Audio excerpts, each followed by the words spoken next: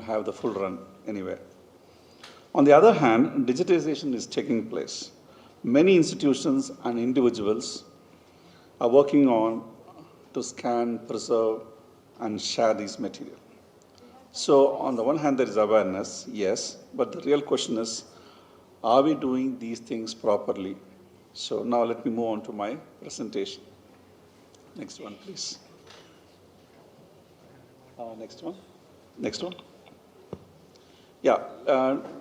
When we survey the number of libraries in the state, there are many, many libraries which are holding material. Some of them are listed here. Like the most important, of course, is the Periyar Digital Library, the Kudiyarasa Centenary Library, Periyar Research Library, which is in Arivalayam, Maram Medical Library, which I should say the erstwhile Maram Medical Library, because the collection is literally gone. Jnanalaya Library in Pudukkottai. I have not mentioned the Roja Muthiah here, but Roja Muthiah Research Library, which I am going to talk about in the next few slides.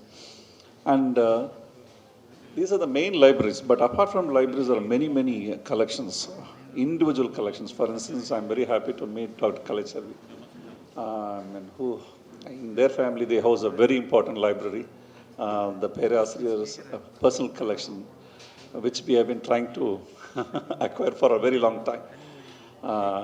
So, the next one. So, when we talk about the archival treasures, there are different types of resources that are available. One, which is in print culture. So, print culture has been there for nearly, for more than 300 years in Tamil Nadu. So, we have a lot of material in print. Then we have the audio and visual material. Number of audio and visual material, which is a very vulnerable material for archiving. See, this presentation I'm talking with respect to archiving. I am sure a lot of deliberations has gone around the topic of Dravidian movement and self-respect movement, but mine will be focusing more on archiving. Then we have oral histories, the manuscripts and letters. Manuscripts are handwritten manuscripts, and of course correspondences. The next one. When we think of the scope of the project itself, of the archiving project in general, I must say, apart from what we have been already collecting as print material or subject-related material, some of the things we need to also include in the scope is about cinema and popular culture. When I say popular culture, it can also be theatre and theatre-related activities and other activism-related things. Then scripts, songbooks, dialogues that carry the ideology to the masses. Then alternate ideological magazines. Often what happens is, people stick only to a particular ideology. Therefore, what we miss out is the other side. For instance, when we are talking about the Dravidian movement, today, do we really want to also archive or collect magazines like Swarajya? Swarajya is the alternate ideological magazine. So, how do you counter what is happening, what is being narrated in that area? So, unless you see that, you can't really counter. So, we need to focus on collecting such material as well. Then curating online videos, lectures, and oral histories. Today, number of things are happening around the world. People are talking everywhere thanks to the technology like Zoom and Google Meet. So many things are happening, and right now they are available on YouTube videos. But unfortunately, they are not tagged with proper metadata, so you really miss out a lot of things.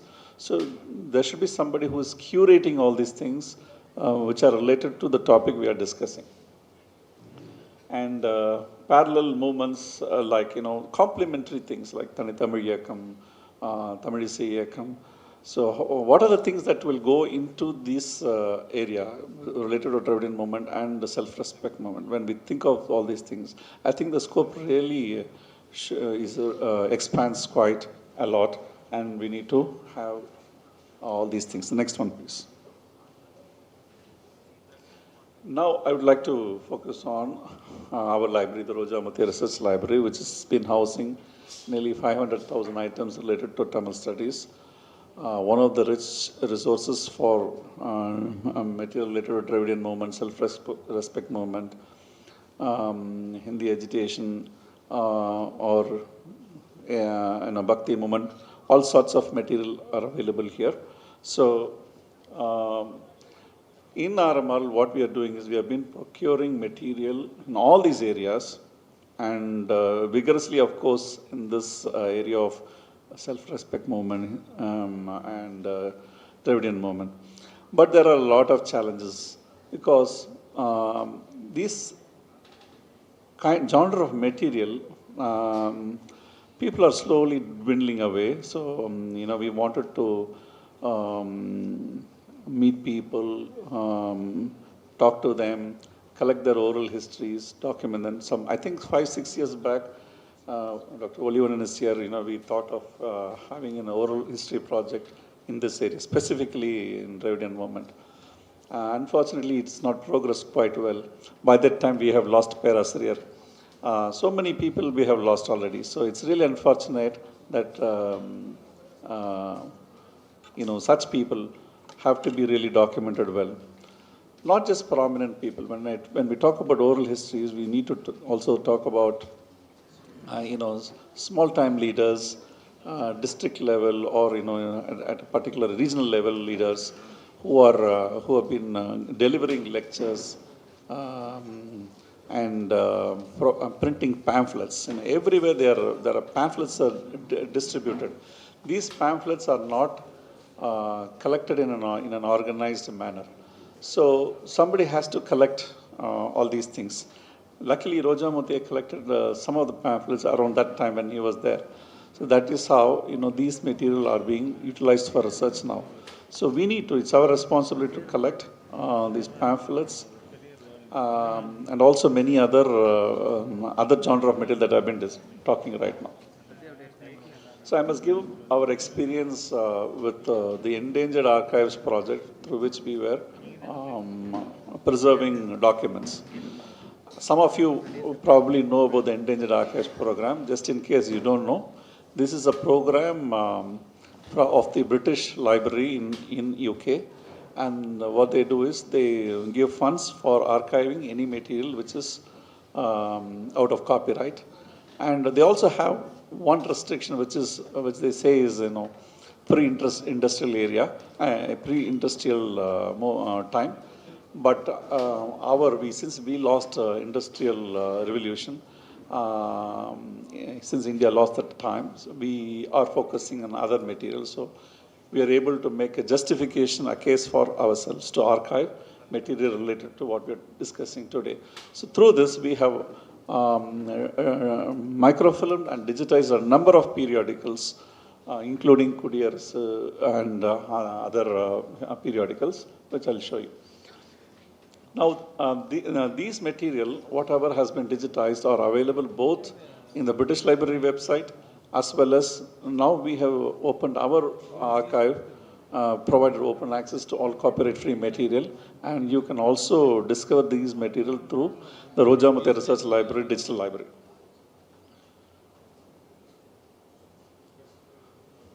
Utilization of this material for public and this material is completely open to all, so that anybody can make use of it. They can download and also produce secondary literature out of this. So for public engagement, this kind of digital libraries are absolutely important. So we realized that and we opened up.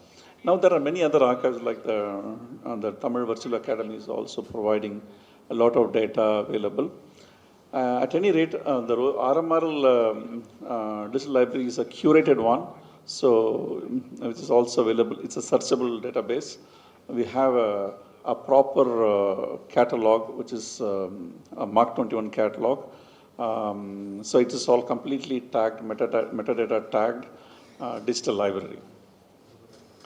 Our collection has been used by students, researchers, journalists, and from all over the world, and especially I see a number of advocates who have been using this collection a lot.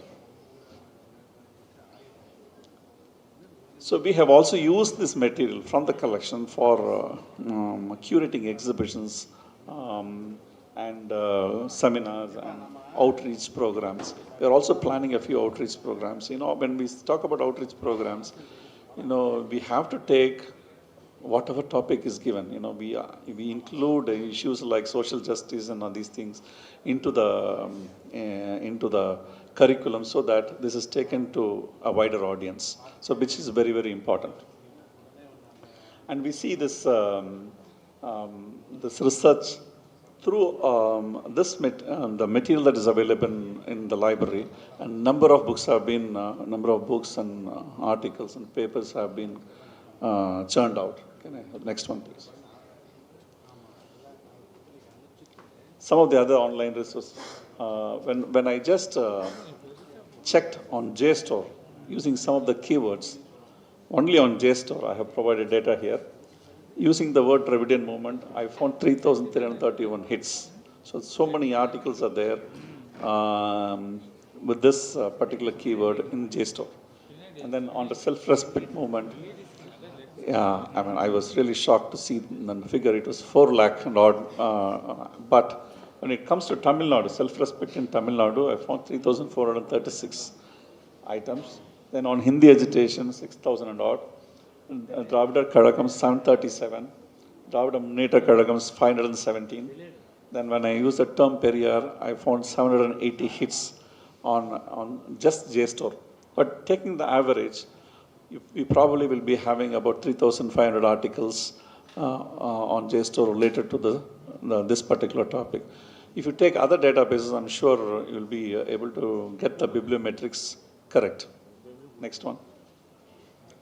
Some of the books that have been published using our collection, I must say, is listed here in this collage. I can give you a few examples. One on Tamil oratory and the Dravidian aesthetic by Bani Bait. Bani Bait he's no more, he died. But his contributions to this scholarship is very, very important. And unfortunate that he's passed away. He has talked about Tamil rhetoric and the early Medai Pech in his contribution. And he's one of the very serious authors who has written about, captured the essence of the Dravidian movement through his writings. Then the T.N. Rajaratnam Pillai was recently published by the Rojamuthiya Library along with Speaking Tigers. I must give the story behind this particular book. This was authored by Yoshitaka Terada, a Japanese scholar who has been visiting Tamil Nadu for nearly 40 years. He came here as a young boy, got interested in music, and while he was researching at the University of Washington in the USA, as a student, he used to come here. Since then, he made friends with people here. He fell in love with the language. He could speak Tamil. He learned music. He learned Nadaswaram. But when he wrote this thesis for University of Washington, and it was forgotten for nearly 25 years. So some of us, when we got interested in Nadaswaram and tried to understand the politics of music, why Nadaswaram or Periyar Melam is not made, is not given prime time in certain sabhas. So when we started discussing that, I wanted to talk to Terada because Terada has used the Rojamuthiya Library collection also, not just when it came to Chennai, also when Rojamuthiya was alive, he used to go to Kottayu.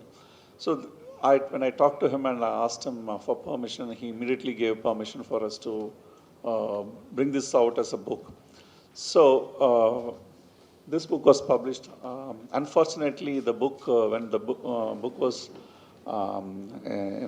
printed and it came to us in hand, he died.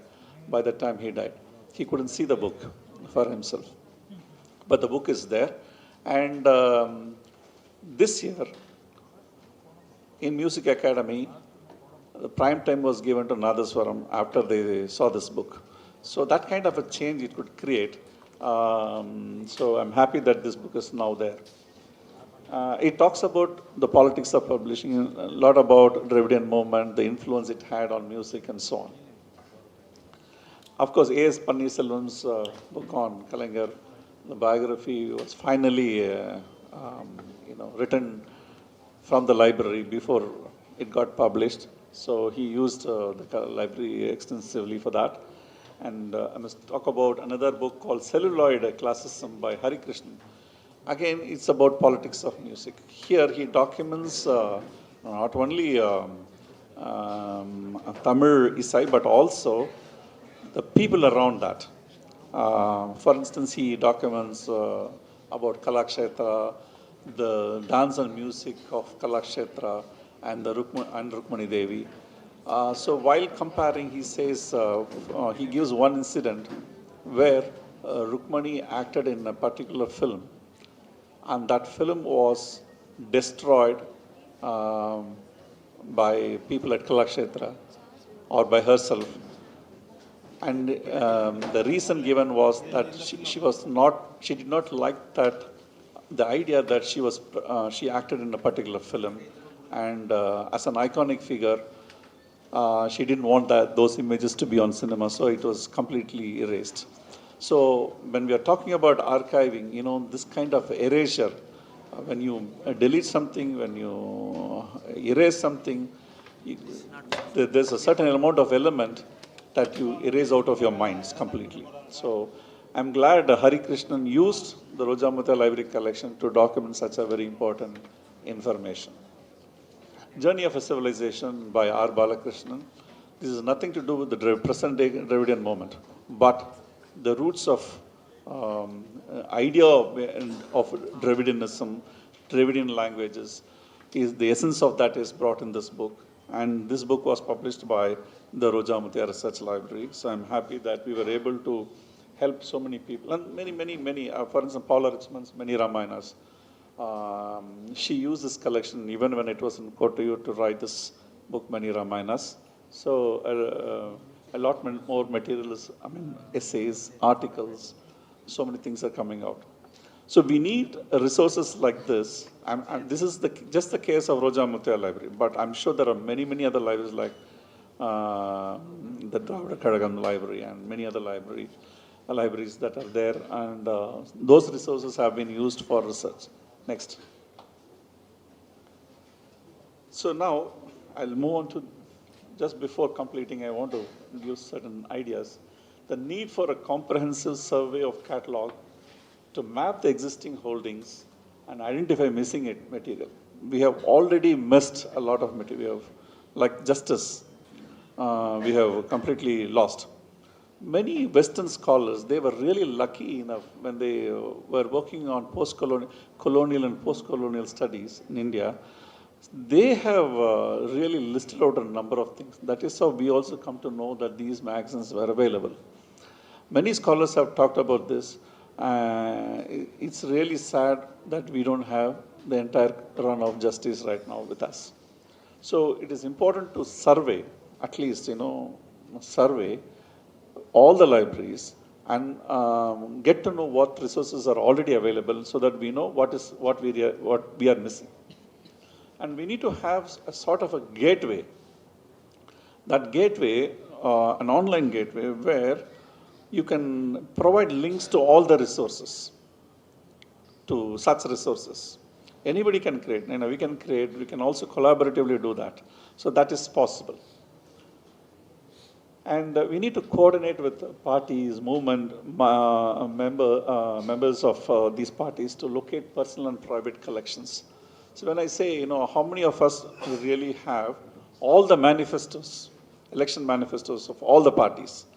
So I'm not sure if it is there in one place. So we need to collect all those things. Retired professors who have been working in this field, writers, in small town and villages, village libraries. So village libraries cannot be discounted. I have seen a number of important material that are available in village libraries. Then we have to find safe methods for procurement, preservation, and also to digitize, to make it available for people online. Then building collaborations with institutions. We also have to translate. Translation is a very important area. the number of material is that's available in Tamil.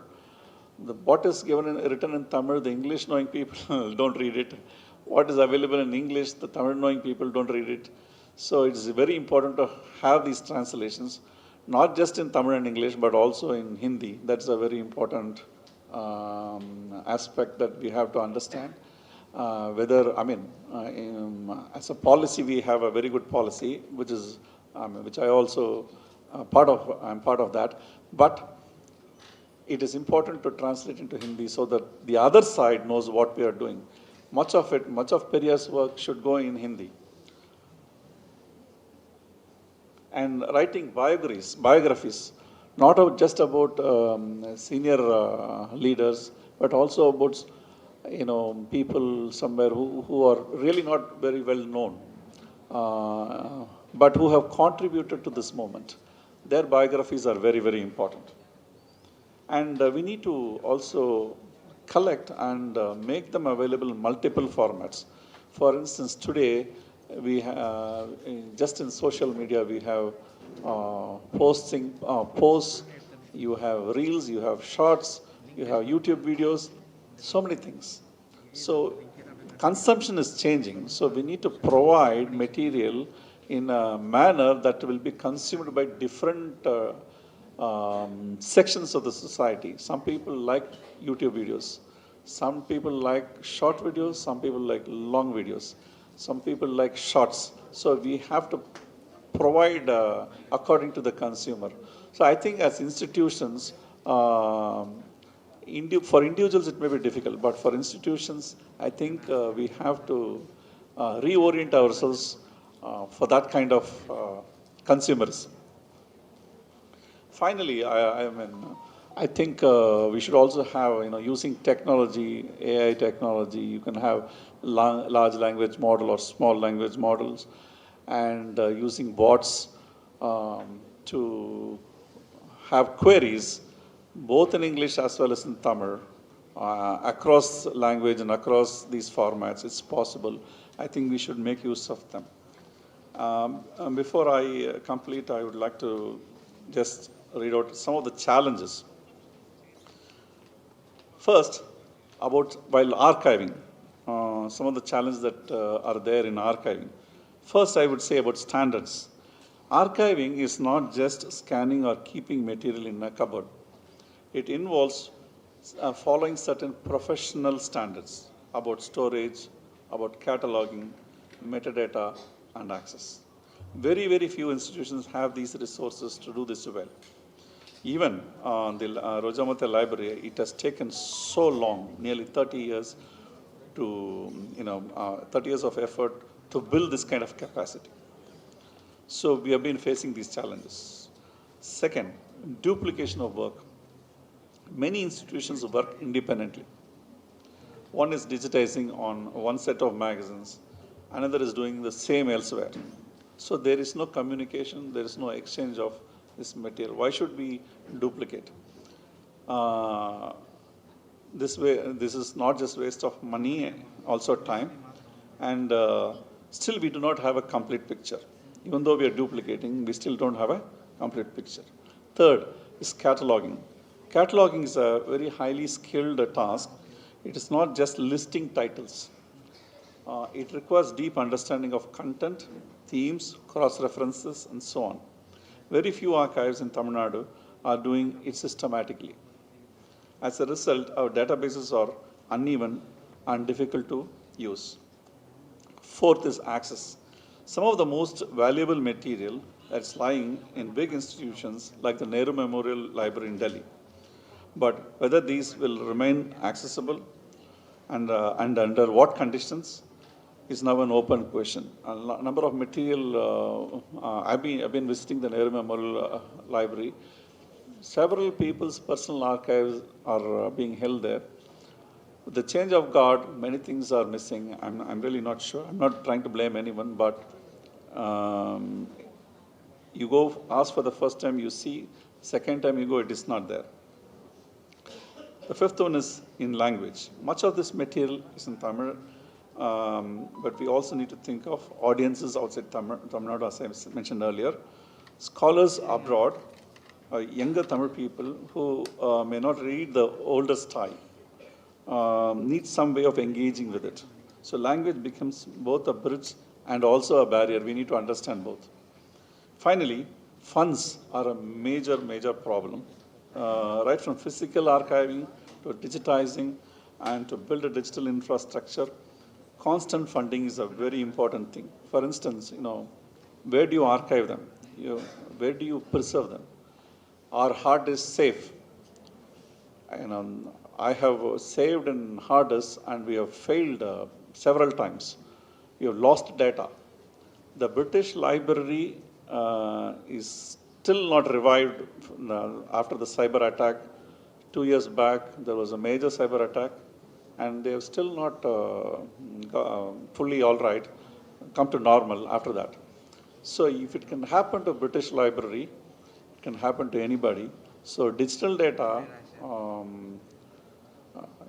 don't forget Jaffna Library was burnt. It was a physical library you can burn. A digital library, all you need is some bot to go and work on it.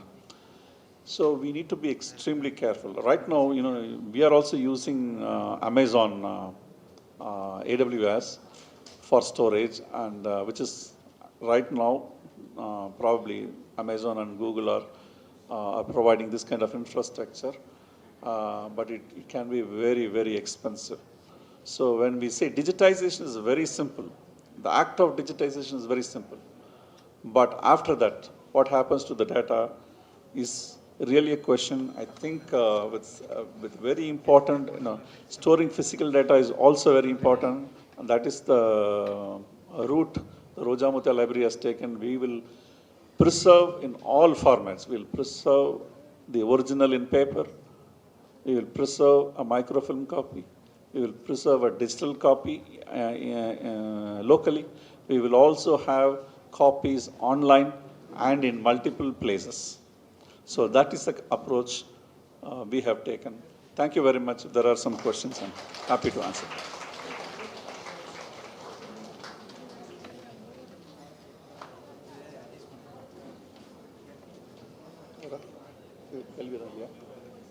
Thank you.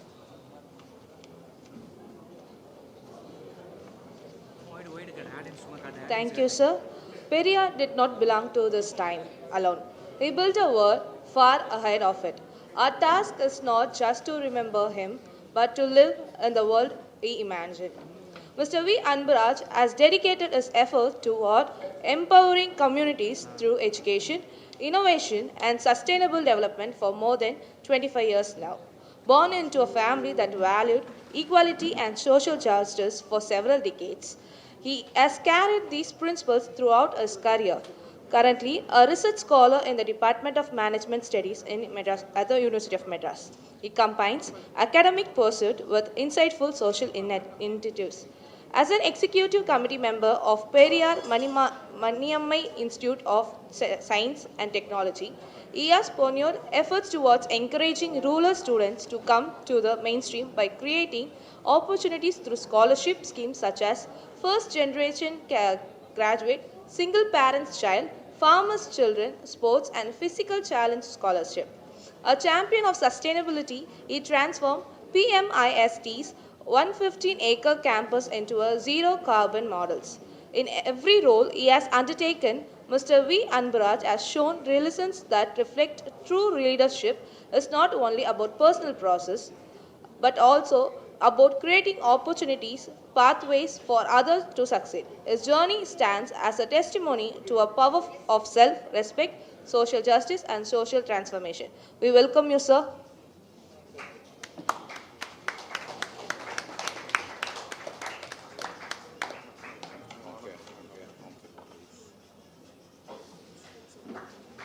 We would like to have him fill it.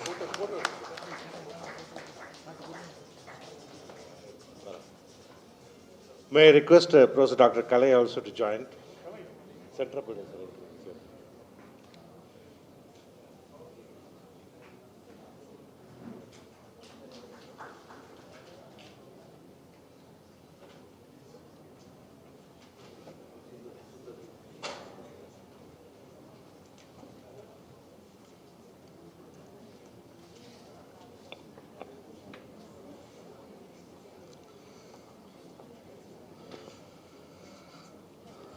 Good morning.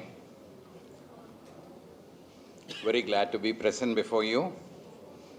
It's a lovely symposium, a century of self-respect, Periyar, the legacy of Dravidian movement, commemorating 100 years.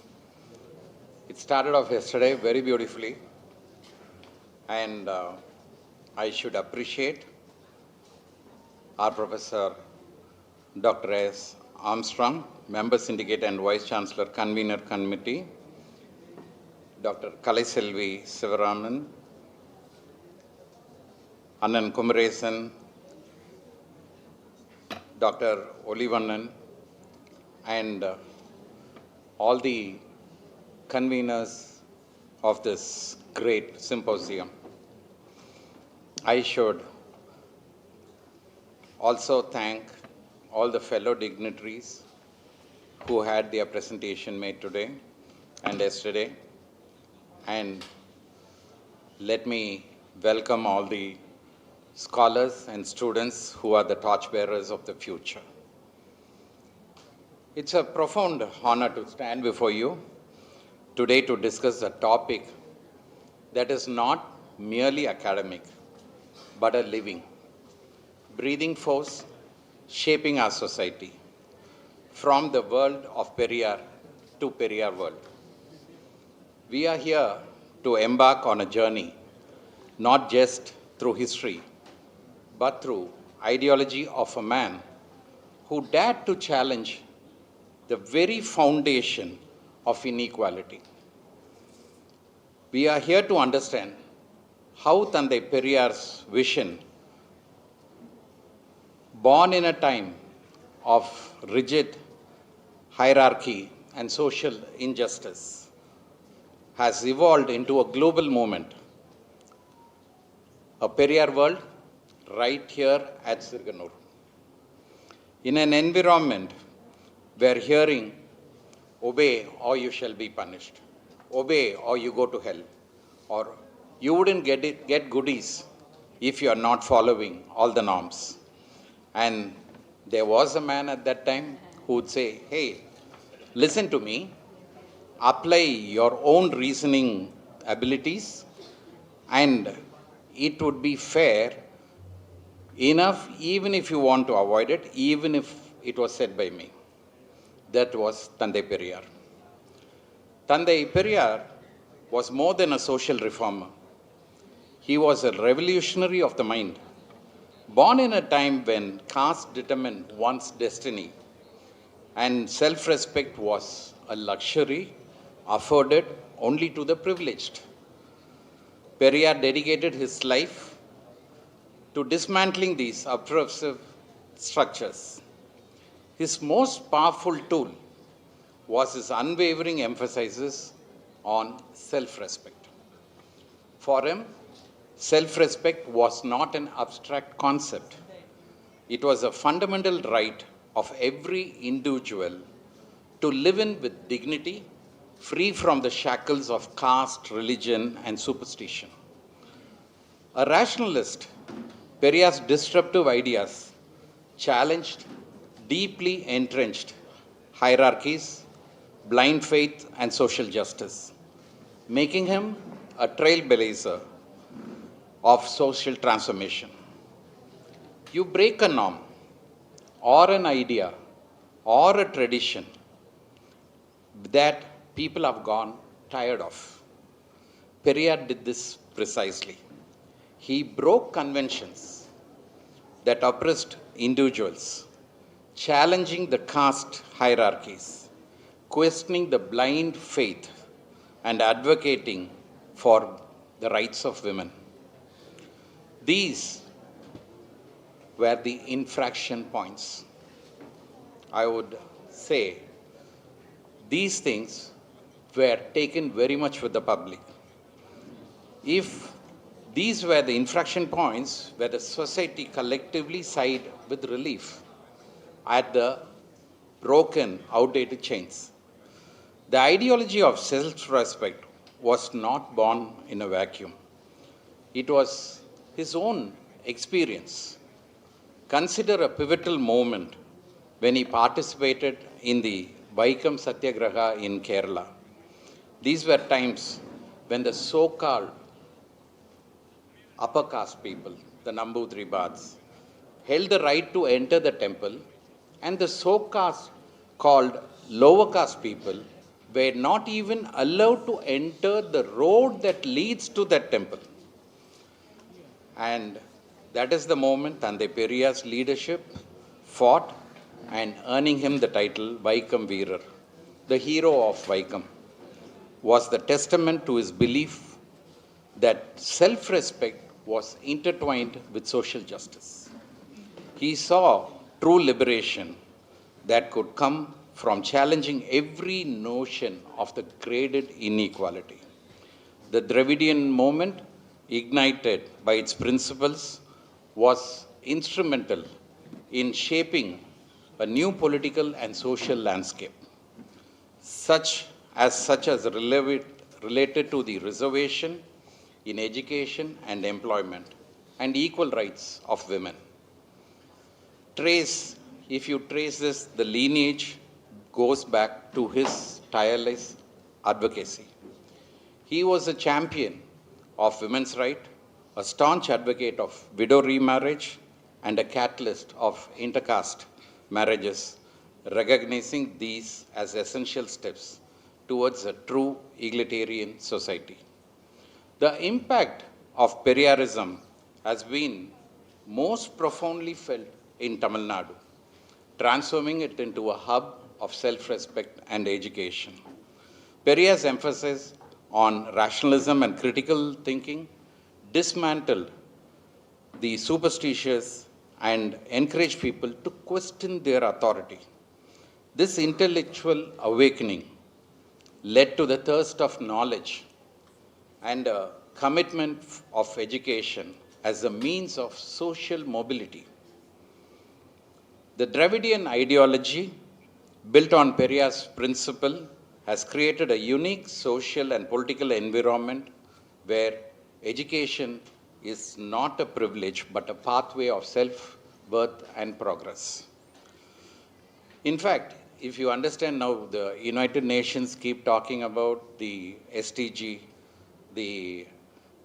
goals, and I was amazed when I came across so many principles that Tandai Periyar used to follow, and they were all, I found them in the SDG goals. He could see it so long back, then only the awakening came with the United Nations, I should say. The term gender equality is considered as a core of global development. Tandai Periyar, the torchbearer of women empowerment, has already campaigned for women's right. Education, let it be education or property or freedom of patriarchal oppression, which was frowned upon. His revolutionary and transformative stance can be seen in the SDG vision, eliminating all forms of discrimination. In fact, the closer observation on the path of Tandai Periyar's footstep would reveal an uncompromised fight against inequalities, which was mentioned in the SDG Goal 10. His determination in providing quality education accessible to all was in SDG 4, and his vision of creating an egalitarian society was in SDG 16. It is in perfect alignment with the global agenda of fairness and equity. Tandai Periyar was not just a reformist. He was not just a revolutionist. He was a humanist, beyond all, whose ideologies speak of the global language and adorns timeless relevance. His rational torch till today illuminates the path towards creating a progressive world and keeps away inequalities. Several thoughts and principles of Tandai Periyar, you would have found he had passed a lot of resolutions during his period in Dravidar Kalagam's party meetings and conferences. They have been come in force as a government order later by the rulers, and till today it still strives. To quote a few examples, I could say about the self-respect marriages, the right for teachers in primary education, the property rights for women, which later even the central government made it mandatory there.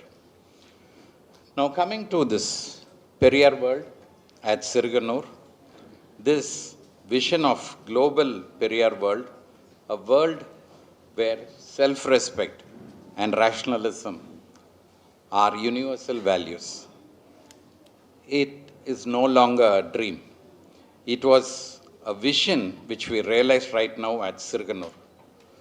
This symposium is a war roar to the fact that Tande Periyar's ideas are not confined to the past, they are beacon of the future. Periyar world is spread over a massive 27 acres parcel of land at Sirganur, which is about 25 kilometers from Trichy.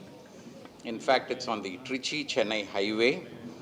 And there would be a mammoth 95 feet statue of Tande Periyar. The 95 feet depicts the number of years that he lived in this world.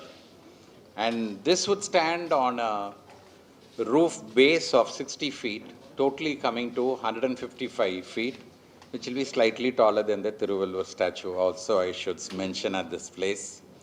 You have a museum there, you have a lovely library, there's a research center there, you have a children's park there, and a bookshop to take home your inspiring authors, a food court to pacify your taste buds. A humanist like Tande Periyar cannot be capsulized in a statue or a building or even a state. Tande Periyar, the Periyar world is a virtue to globalize Periyar and Periyarize the globe. In this context, I take a moment to acknowledge the recent powerful moment that has added immense strength to our cause. The Honorable Chief Minister of Tamil Nadu, Thiru M.K. Stalin, in his remarkable speech at Oxford University, paid a fitting tribute to Tande Periyar. His words resonated globally, bringing Tande Periyar's message of social justice and self-respect to in one of the most prestigious academic forums. This act of globalizing Periyar's ideology is a monumental step, and adding to it, I would mention Dravidar Kalagam's President Asriyar, who was a long championed the cause of globalizing Periyar and Periyarizing the globe.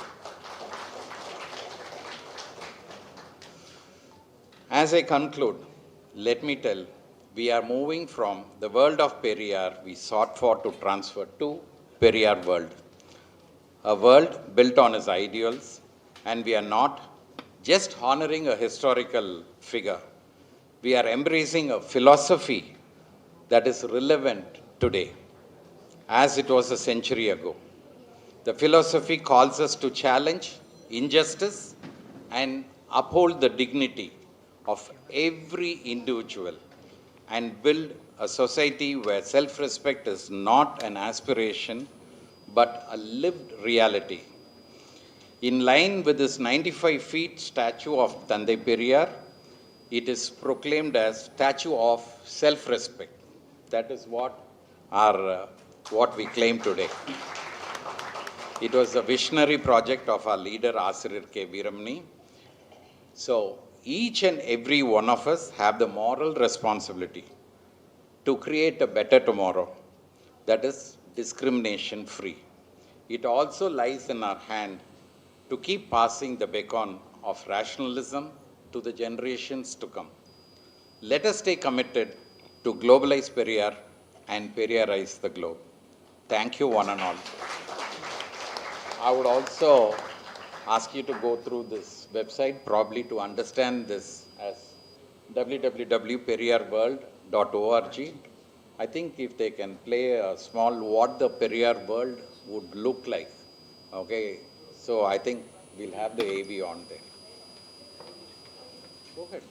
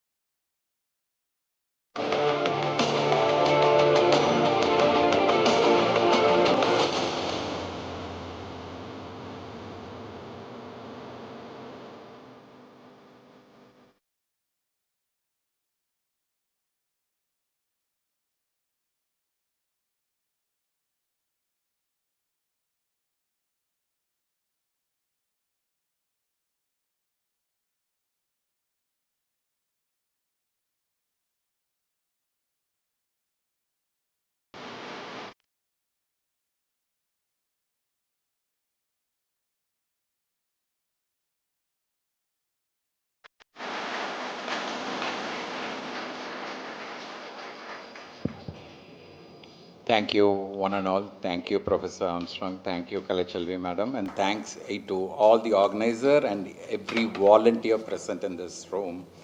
Thank you all.